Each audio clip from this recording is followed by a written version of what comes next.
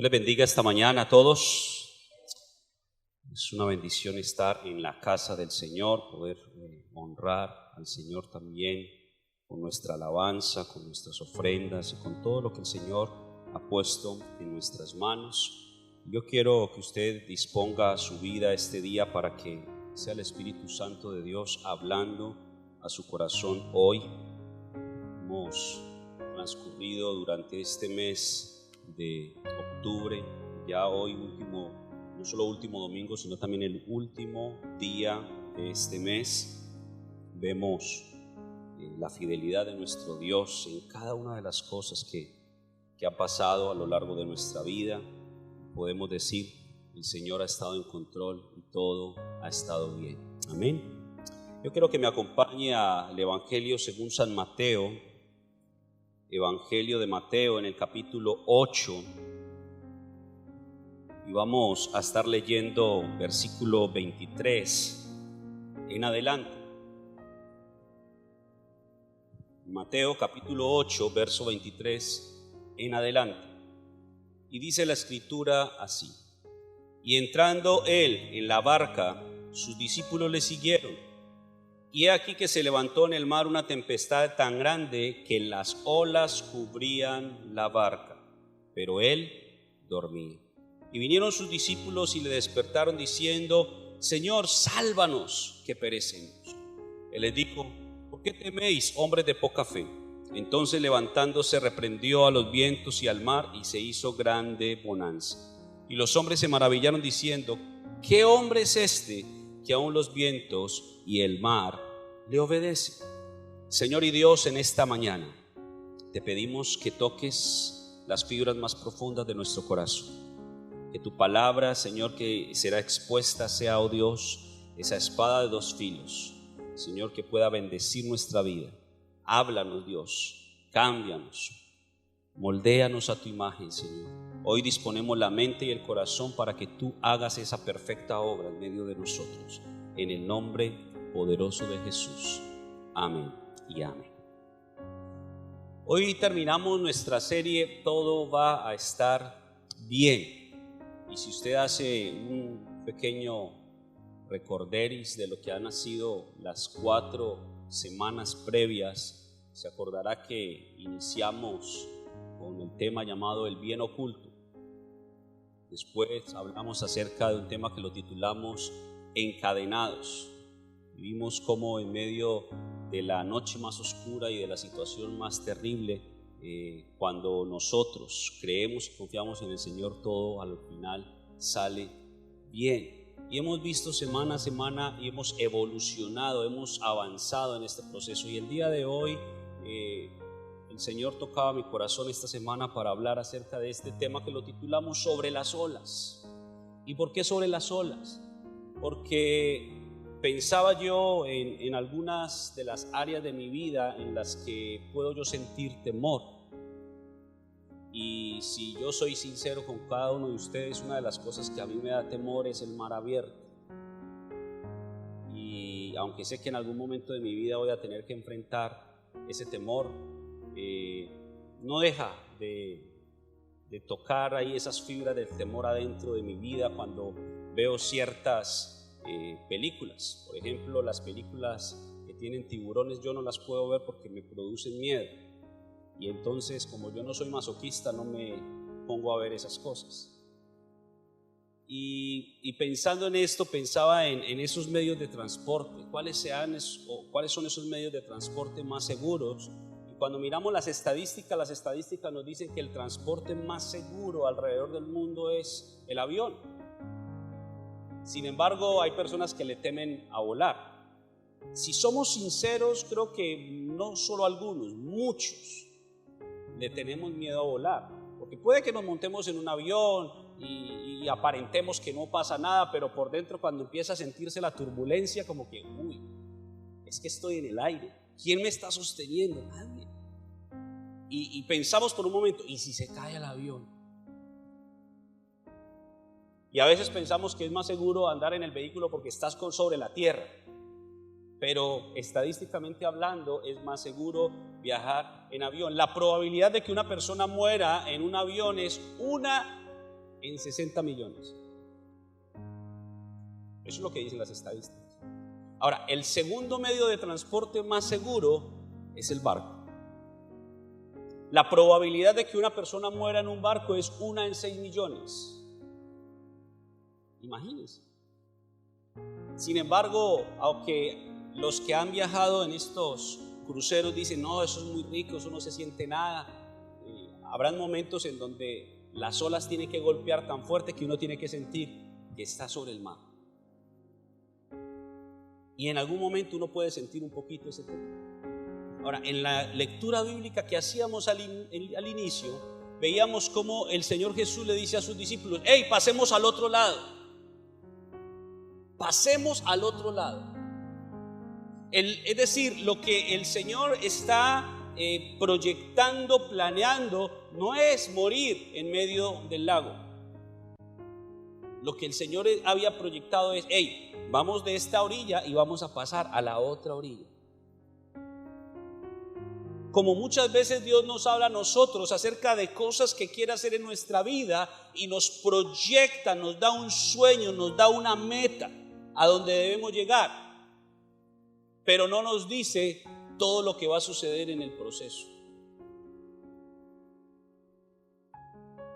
Y cuando yo llego a este punto, recuerdo algo que quizás en 2 o 3 oportunidades les he mencionado. Si Dios le hubiera revelado a José no solamente el sueño de grandeza, sino el proceso para llegar a ese sueño, José le hubiera dicho al Señor, ¿sabes qué? Conmigo no cuentes.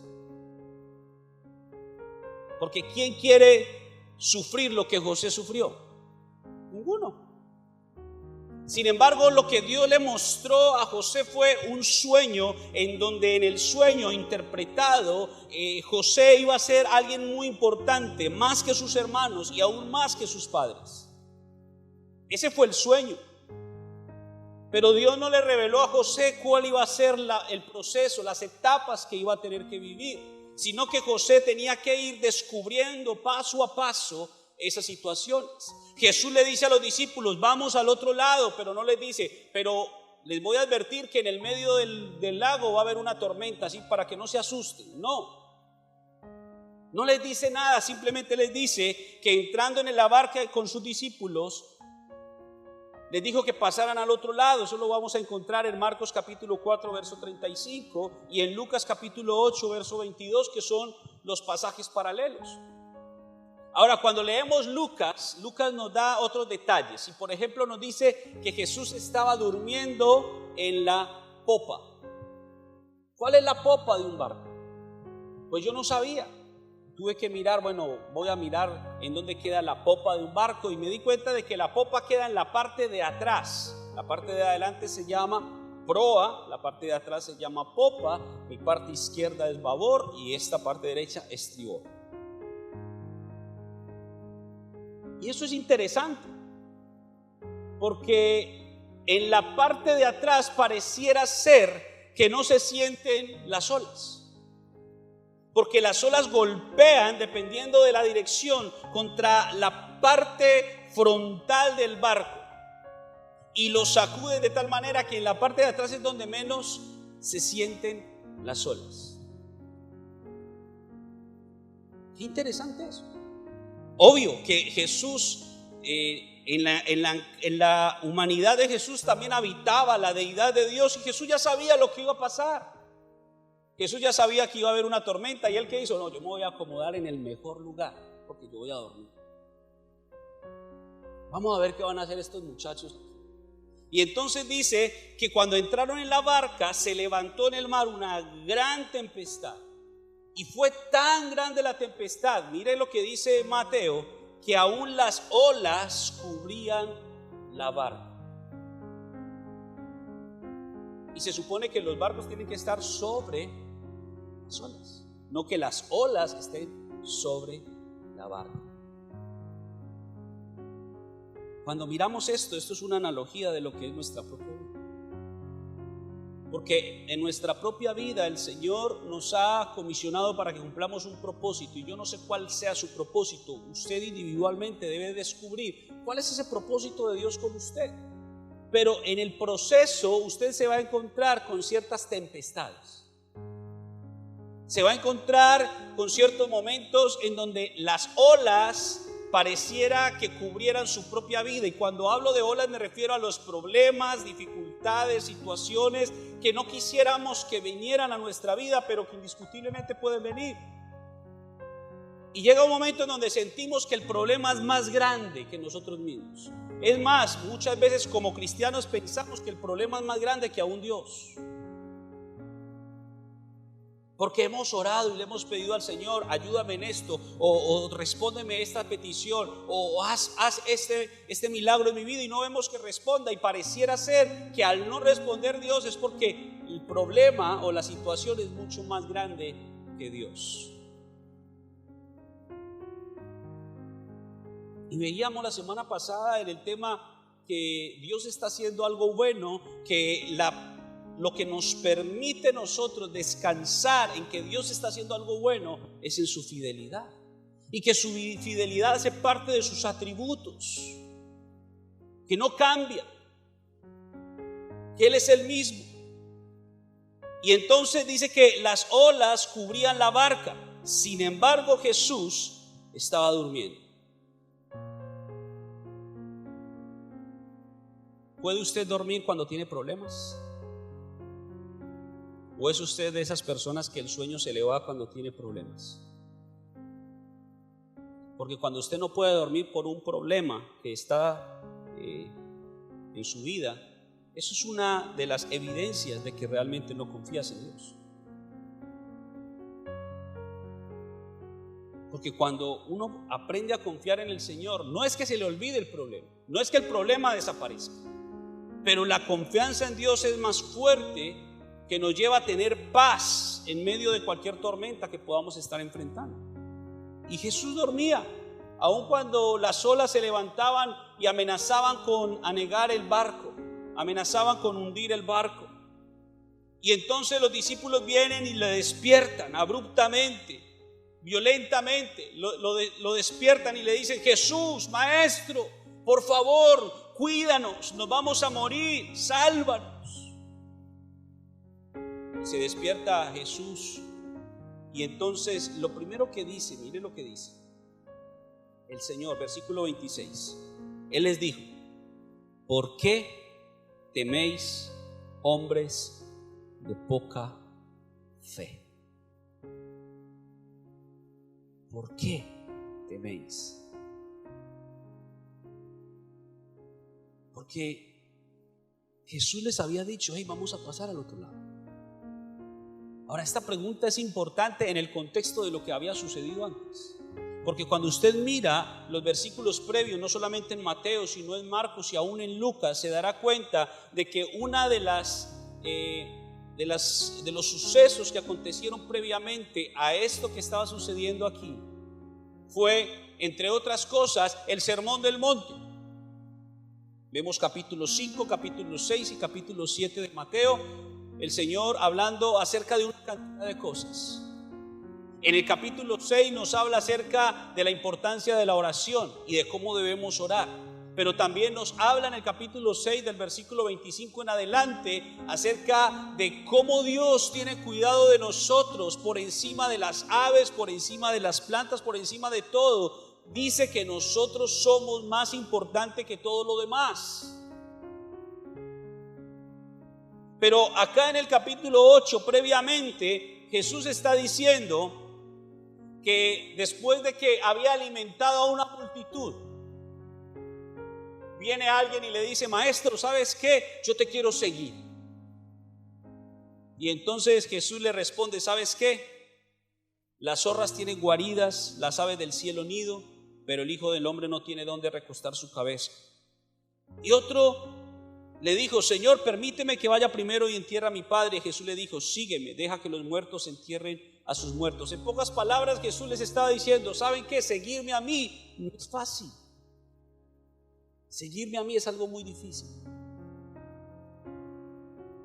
Por eso se habla de que el costo del discipulado es nuestra propia vida. El que quiera venir en pos de mí, tome su cruz cada día y sígame. No es que tome su cruz un día, sino cada día. Y tomar la cruz implica renunciar a muchas veces a lo que nosotros humanamente podemos anhelar y permitir que sean los sueños de Dios los que se hagan en nosotros. Ahora, cuando él habla de esto, y después de que había sanado a la suegra de Pedro, yo no sé si por eso fue que Pedro despertó a Jesús violentamente, porque le había sanado a la suegra. Él quería librarse de la suegra y Jesús viene y le sana a la suegra. Es broma, las suegras son una ventaja. Yo no sé usted, pero a mí me tocó la mejor de todas. Lo siento por usted, a mí me tocó la mejor suegra de todas. Pero entonces Jesús, después de que había hecho tantos milagros, después de que había sanado a la suegra de Pedro, después de que había sanado al siervo del centurión y aún había exaltado la fe del centurión, diciendo: saben que yo no he visto en Jerusalén, yo no he visto en los judíos tanta fe como la que veo en este hombre extranjero. Un hombre que le dijo: Jesús, ¿sabes qué? No es necesario que vengas a mi casa, solamente habla la palabra y mi siervo sanará. Todas esas cosas habían acontecido previamente a este suceso. Y yo le pregunto, después de usted haber visto a Jesús cara a cara, de verlo en acción haciendo tantos milagros, ¿cómo es posible que después de todo eso los discípulos tengan miedo de las olas? Y por eso es que Jesús les reclama y les dice: ¿por qué teméis, hombres de poca fe? ¿Cuántas veces usted y yo hemos dudado del poder de Dios, aun cuando Dios ha hecho tantos milagros en nosotros? Hay personas que son cristianas y creen en Dios, pero no creen que Dios pueda hacer algo en sus vidas, en esa petición, en esa necesidad específica que tienen en su corazón. Y llega un momento en donde el Señor trata con nosotros, nos lleva por un proceso, nos lleva por las tormentas en medio del lago, en medio del mar. ¿Para qué? Para que nosotros podamos ver el verdadero poder de Dios en nosotros y poder darnos cuenta de que no somos nosotros, sino es Dios en nosotros. Por eso dice la palabra: bástate mi gracia, porque mi poder se perfecciona en tu debilidad. Y yo sé que en nuestra mente humana no cabe que cuando seamos débiles Dios nos va a hacer más fuertes. No cabe eso, pero es verdad. En esos momentos en donde se nos agotan todos los recursos humanamente hablando, es donde comienzan los recursos de Dios. Y entonces Jesús les reclama: ¿por qué teméis, hombres de poca fe? Entonces, levantándose, dice, reprendió a los vientos y al mar, y se hizo una gran calma. Se calmaron los vientos. Ahora, lo interesante de esto, y a donde quiero llevarlos finalmente, o la idea principal de este mensaje, es esta. Versículo 27: los hombres se maravillaron.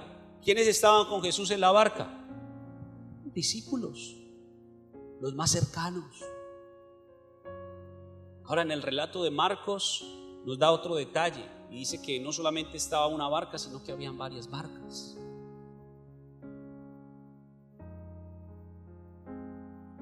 Y los hombres se maravillaron diciendo: ¿qué hombre es este que aún los vientos y el mar le obedecen? Y cuando miramos la escritura en el contexto completo, nos damos cuenta que Jesús venía paso a paso preparando a sus discípulos. Y en cada paso en donde Jesús los probaba, a donde quería llevarlos, es a que ellos pudieran no solamente reconocer y descubrir, sino afirmar con certeza y convicción en su corazón quién era Él. Porque lo encontramos en los primeros capítulos de Mateo y de cada uno de los evangelios, parado a Jesús en la sinagoga, abriendo el rollo de Isaías, en donde dice: el Espíritu del Señor está sobre mí, me ha comisionado para esto y esto y esto y esto, y les termina diciendo: esta escritura se ha cumplido sobre ustedes, delante de ustedes. ¿Quién podía creer eso en el contexto judío? Nadie. Es más, no se les permitía a ninguno de los rabinos leer esa porción de la escritura porque era reservada solamente para el Mesías. Y por eso no casualmente ese día Jesús leyó esa escritura. Pero de ahí en adelante la lucha, por decirlo de alguna forma, de Jesús no fue contra un sistema religioso solamente, no fue contra unas tradiciones, no fue contra una cultura, fue contra la fe que tenía cada uno de aquellos que esperaban a un Mesías, pero que no lo esperaban como realmente Dios lo estaba enviando. Y Jesús empezó un proceso, empezó un trabajo en donde quería trabajar no solamente con los discípulos, sino con aquellos que quisieran, pero se enfocó en estos 12 para poder afianzar en ellos la certeza de quién verdaderamente era Jesús. Y es por eso que no podemos pretender que toda nuestra vida esté bien si usted y yo no tenemos un concepto correcto de Jesús. Porque no se necesita ser cristiano para creer en Jesús. La gente en la calle puede creer en Jesús. Muchos filósofos reconocidos que ya han muerto reconocieron a Jesús, sabían quién era Jesús y decían algunos de ellos: Jesús es una figura histórica muy importante. Algunos otros quizás reconocieron algo más en Jesús. Muchos reconocen que Jesús es real, es verdadero. Pero lo que Jesús quiere en nuestras vidas es que usted y yo tengamos el concepto correcto de quién es Él. No solamente el Salvador, sino que también es nuestro Señor.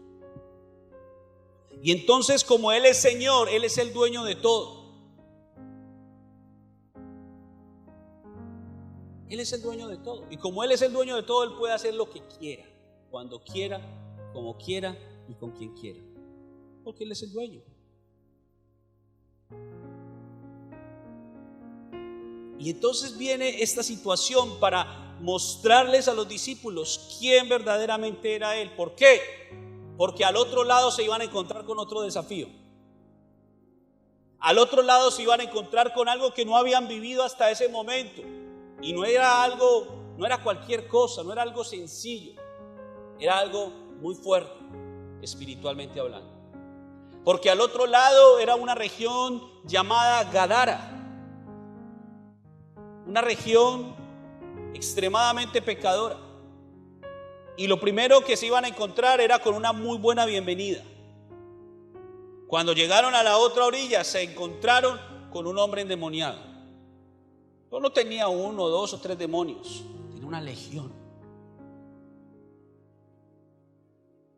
Y dependiendo del contexto en el que usted mire la legión, en Roma la legión era 2,000 hombres. Imagínense 2,000 demonios dentro de una persona. Y lo reconocían en toda la región como el endemoniado. Se mantenía en los cementerios, lo ataban con cadenas y los demonios le daban una fuerza extraordinaria que rompía las cadenas. Se golpeaba a sí mismo, estaba sucio, posiblemente desnudo. Y esa es la persona que le da la bienvenida a Jesús y a los discípulos al otro lado.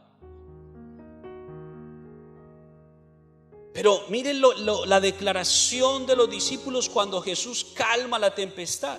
Dice que se maravillaron y dijeron: ¿qué hombre es este? ¿Quién es este? Dicen el escritor de Marcos. ¿Qué hombre es este que aún los vientos y el mar le obedecen? Yo no sé si usted, pero muy posiblemente algunos de los que están aquí presentes o de los que nos ven por internet en algún momento han intentado aplacar una tormenta con la oración. Solo por probar a ver qué tanto poder tengo yo de Dios. Y algunos hasta gritando dirán: en el nombre de Jesús que deje de llover. Y comienza a llover más duro, más fuerte.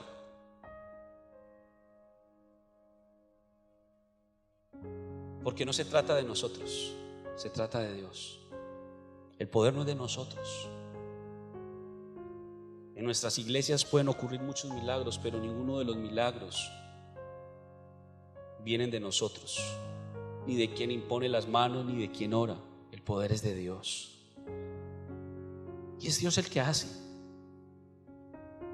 Y entonces los discípulos se preguntaban: ¿qué hombre es este? Dios quería afirmar la convicción en el corazón de estos hombres de que Jesús verdaderamente es el Hijo de Dios. Por eso, tiempo más tarde, días más tarde, cuando llegan a una ciudad o a una región llamada Decápolis, por allá en el capítulo 16 de Mateo, una de las cosas que Jesús les pregunta a los discípulos es: oigan, ¿quién dice la gente que soy yo? ¿Qué dice la gente?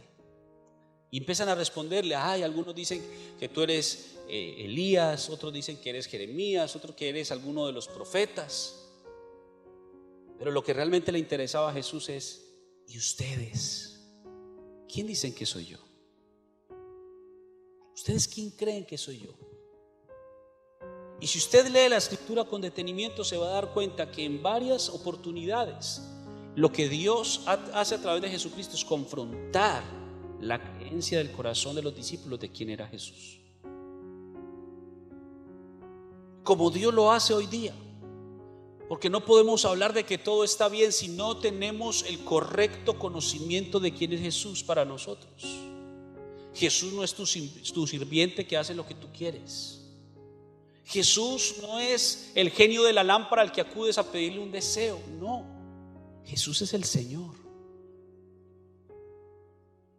Y como Señor, lo que usted y yo debemos entender es que somos nosotros los que le debemos obediencia a Él.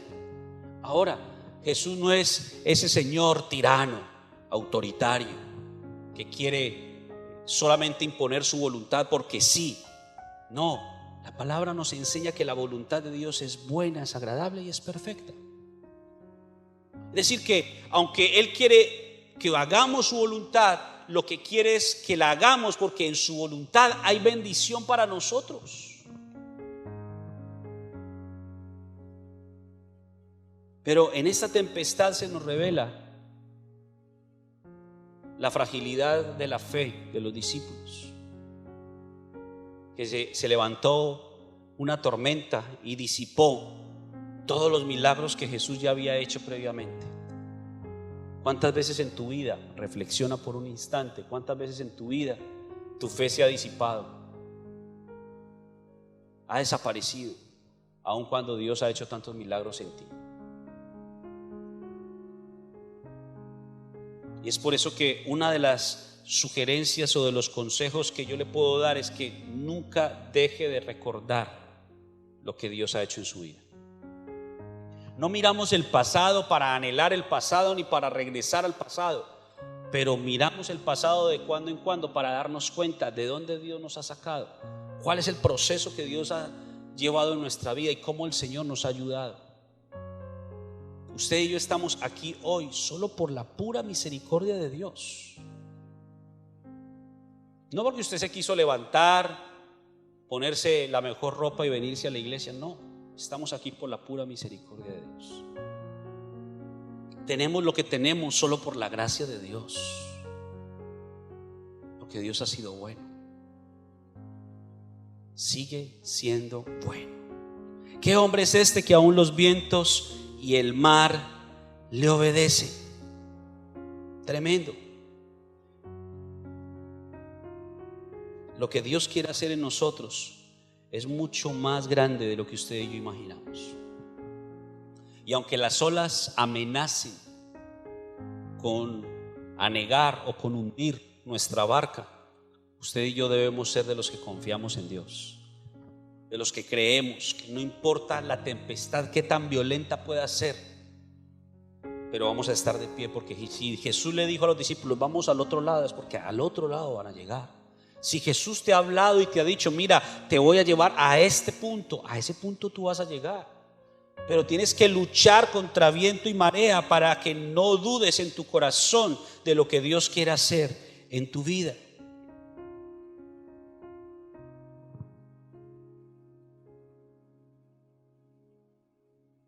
¿Quién es este que aún los vientos y las aguas mandan y le obedecen? El Señor es Dios de todo.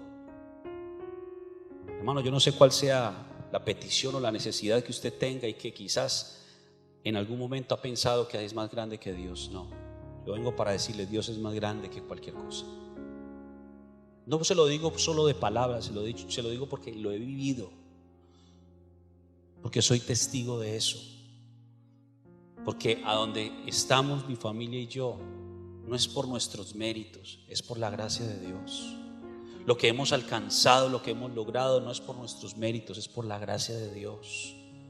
La obra que Dios ha hecho en nuestras vidas es una obra que quedaríamos aquí horas y horas para yo decirle todo lo que Dios ha hecho en nosotros. Y claro que no ha sido fácil. Claro que han habido momentos en los cuales, como los discípulos, creíamos que íbamos a naufragar, que nos íbamos a hundir, que no íbamos a aguantar el proceso. Pero aún en esa debilidad, el Señor es tan bueno, que nos da las fuerzas que necesitamos para enfrentar los desafíos de la vida. Han habido días, noches en donde lo único que pasa por nuestra mente es abandonar el barco, porque es tan fuerte la tempestad que no quisiéramos seguir. Pero siempre el Señor viene para recordarnos que Él va con nosotros en el barco. Y aunque esté dormido, el solo hecho de que Él esté en nuestra barca nos garantiza el éxito para llegar al otro lado. Pero la palabra es clara. Cuando usted lee el Salmo 121, dice: no se dormirá el que te guarda. Dios nunca duerme, siempre nos cuida, todo el tiempo. Quizás no te has dado cuenta de que en esta semana Dios te libró de quién sabe tantas cosas. No te diste cuenta.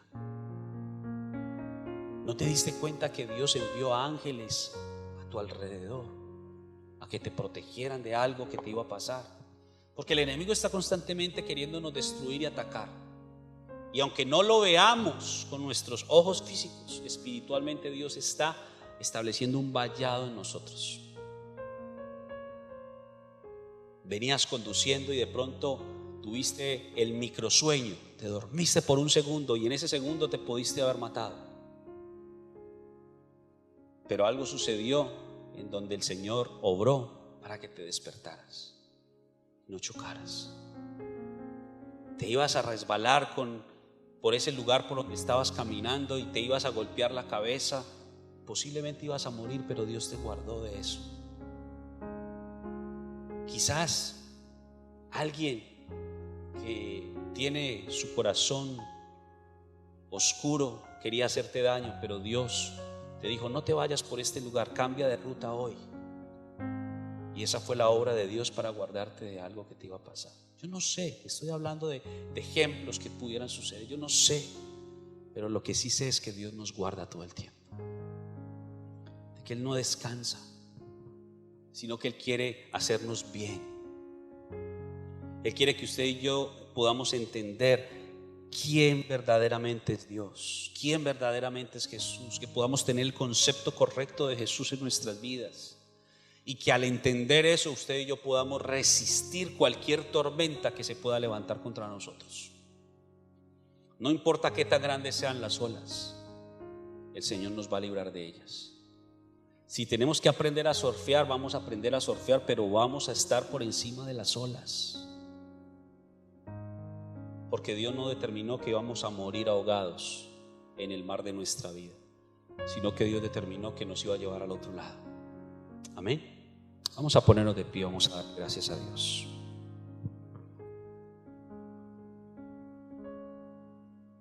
Todo va a estar bien, hermanos. No importa lo que estés viviendo, todo va a estar bien. Te invito a que cierres tus ojos y a que por un momento reflexiones en algún aspecto de tu vida en donde necesites que Dios intervenga. Hay olas que se han levantado muy grandes sobre ti, olas de miedo, de desesperanza, de crisis. Quizás se han levantado olas de enfermedad, olas de pérdida. Pero Dios nos dice: tú debes estar por encima de las olas. Tú tienes el poder para estar sobre las olas, no debajo de ellas. Dios te ha dicho, vamos al otro lado, y al otro lado tú vas a pasar. No te vas a morir en medio del mar. Vas a llegar a tierra firme, a tierra segura, porque Dios así te lo ha dicho. Y aunque hoy estés viviendo tempestades, aunque hoy estés viviendo tormentas, el Señor te dice una vez más, todo va a estar bien, porque yo estoy en la barca. Quizás tú piensas que estoy durmiendo, pero yo estoy aquí. Y en donde yo estoy, todo va a estar bien, porque yo soy Dios.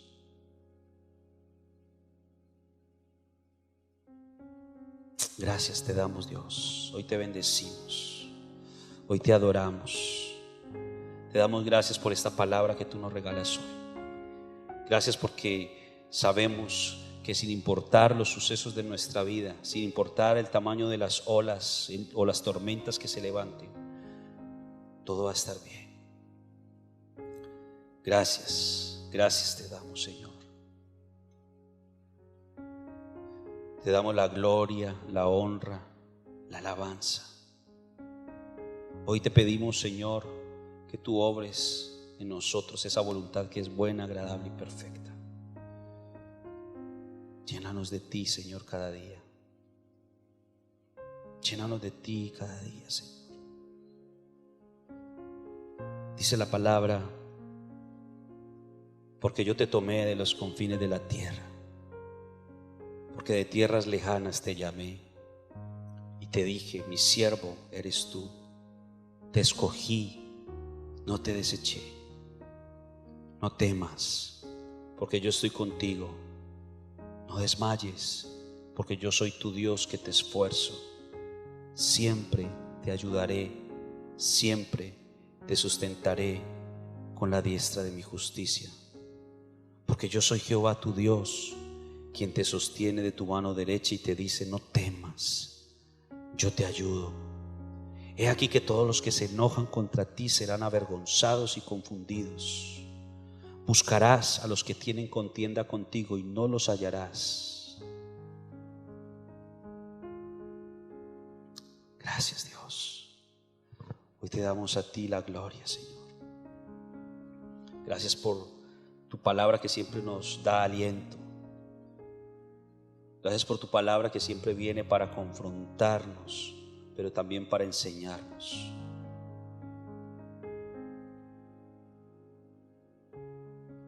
¿No has sabido, no has oído que el Dios eterno es Jehová, el cual creó los confines de la tierra?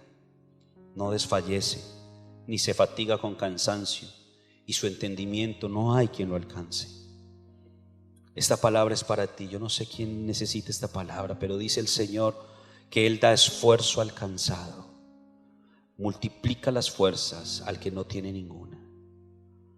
Los jóvenes se fatigan y se cansan, flaquean y caen, pero los que esperan en Dios tendrán nuevas fuerzas, levantarán alas como las águilas, correrán y no se cansarán, caminarán y no se fatigarán.